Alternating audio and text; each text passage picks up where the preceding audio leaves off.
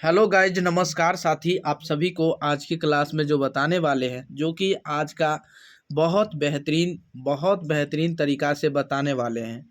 तो आज का जो बहुत बेहतरीन तरीका से बताने वाले हैं, तो क्लास टेंथ का आप लोगों को बीच मोस्ट इम्पोर्टेंट क्वेश्चन, जो कि आप लोगों को बीच ये जो है, और ये ज्योग्राफी यानी भूगोल है ना। तो भूगोल का यानी सेकंड चैप्टर यानी दूसरा चैप्टर जो है, वही को आज के क्लास में यानी समरणीय यानी तथ्य यानी एक दृष्टिकोण से, यानी इसका जो मतलब कुछ थ्योरी आप लोग को बहुत बेहतरीन तरीका से बताएंगे। और जो कि जो आपको ऑब्जेक्टिव इसमें भी बहुत मिलेगा और आप लोग कंटिन्यू इसे आप लोग को बीच बहुत बेहतरीन तरीका से भी बता देंगे। और साथ ही साथ आप लोग कंटिन्यू हमारे साथ बने रहें और कंटिन्यू इसे साथ ही साथ आप लोग इसे शेयर करते रहें, ठीक है। तो चलिए हम बताते हैं आप लोगों को बीच बहुत बेहतरीन तरीका से। तो चलिए, भूमि एक प्रकृति यानी भूमि एक जो है प्रकृति प्रदत्त संसाधन है। भूमि जो है ना, एक क्या है, प्रकृति यानी प्रकृति प्रदत्त संसाधन है। क्योंकि संसाधन है, क्या है, भूमि एक क्या है, प्रकृति प्रदत्त संसाधन है। क्योंकि प्रकृति ने की ही भूमि की यानी सृष्टि की है, क्या की है, सृष्टि की है। यानी प्रकृति ने भूमि की क्या किए हैं, यानी सृष्टि की है, ठीक है ना। ये आपको पहला पॉइंट हो गया, ठीक। सेकंड पॉइंट आप ध्यान दीजिएगा कि मनुष्य भूमि संतान है, यानी मनुष्य जो है ना, भूमि का क्या है, संतान है। मनुष्य भूमि का संतान है। और क्योंकि भूमि पर ही मनुष्य अपनी आवश्यकता की पूर्ति करने के लिए यानी क्रियाकलाप करता है। क्या करता है बताइए। मनुष्य जो अपने ये भूमि यानी मनुष्य सारी की यानी मनुष्य का यानी भूमि पर ही मनुष्य की अपनी सारी आवश्यकता, जो भी अब मनुष्य जो अपना आवश्यकता पूर्ति करते हैं वो भूमि पर ही करते हैं, ठीक है ना। कहाँ पे करते हैं, भूमि पर ही करते हैं, ठीक है।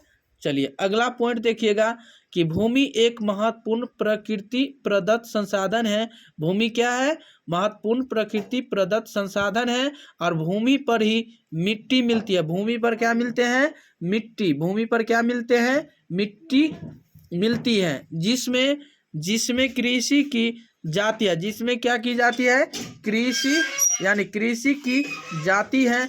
साथ ही भूमि पर ही मानव आवास मिलता है। साथ ही क्या, भूमि पर ही क्या मिलते हैं, मानव आवास मिलता है। गांव नगर बसते, यानी भूमि पर ही क्या क्या बसते हैं, एक बताइए। भूमि पर ही मानव आवास मिलता है, मानव की आवश्यकता कहाँ मिलती है, भूमि पर ही मिलते हैं। और गांव नगर यानी भूमि पर ही गांव नगर भी बसते हैं। और पशुपालन का काम होता है, कहाँ, पशुपालन का काम होता है। और वाणिज्य यानी व्यवसाय उद्योग धंधे चलते हैं। यानी बताइएगा इसका जो भूमि के यानी पशुपालनों के भूमि के मतलब जो इसका अंतर्गत जो आते हैं काम होता है। और वाणिज्य व्यवसाय उद्योग धंधे चलते हैं, ठीक है। चलिए बताइए अगले नंबर कि भूमि पर ही आने जाने के लिए मार्ग उपलब्ध होते हैं। भूमि पर ही क्या होते हैं, आने जाने के लिए मार्ग उपलब्ध होते हैं, ठीक है ना। चलिए फिर अगला क्वेश्चन है, भूमि के गर्भ में ही सभी खनिज पदार्थ के भंडार पाए जाते हैं। कहाँ पाए जाते हैं, भूमि के गर्भ में ही सभी खनिज पदार्थ के भंडार पाए जाते हैं। जिन्हें ध्यान दीजिएगा, जिन्हें आधुनिक तकनीक के आधार पर उन्हें भूमि से निकाला जाता है। क्या किया जाता है, गौर से सुनिएगा कि भूमि के गर्भ में ही सभी खनिज पदार्थ के भंडार पाए जाते हैं, जिन्हें आधुनिक तकनीक के आधार पर उन्हें भूमि से निकाला जाता है, ठीक है। क्या किया जाता है, निकाला जाता है। विश्व स्तर पर कृषि भूमि का 11% यानी 11.9% भाग के पास है, जिसका समुचित क्या है, समुचित उपयोग करके खाद्यान्न फसलों तथा व्यावसायिक फसलों को यानी उपजाया जाता है, उपजाया जाता है, समझ गया ना।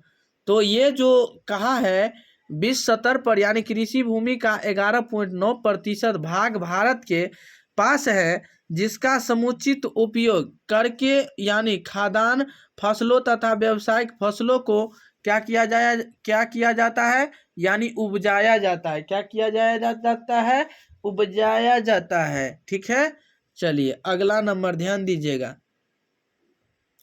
कि भूमि मनुष्य के आर्थिक विकास के आधार है, और क्योंकि भूमि पर ही कृषि कार्य के लिए यानी भूमि पर ही, ये बात सुनिएगा कि मनुष्य यानी भूमि मनुष्य के आर्थिक विकास का आधार है, क्योंकि भूमि पर ही कृषि कार्य किए जाते हैं। भूमि पर ही क्या क्या किए जाते हैं, कृषि कार्य किए जाते हैं।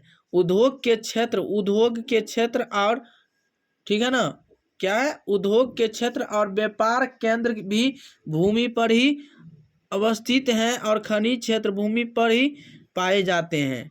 ठीक है, ध्यान दीजिए कि विश्व में 1137 करोड़ यानी 1137 करोड़ हेक्टेयर भूमि कृषि कार्य के लिए, यानी बताएंगे कि आपको हेक्टेयर यानी भूमि कृषि कार्य के लिए उपयुक्त कितना है।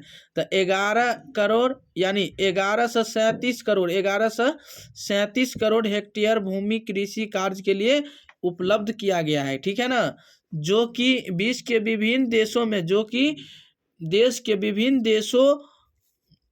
देशों में उपलब्ध हैं। ठीक है ना, चलिए भारत के भूभाग यानी भूभाग का क्षेत्रफल, यानी बताइएगा भारत के भूभाग का क्षेत्रफल 32.87 करोड़ हेक्टेयर है, जिसमें यानी इसमें 47% भूमि पर कृषि कार्य की जाती है।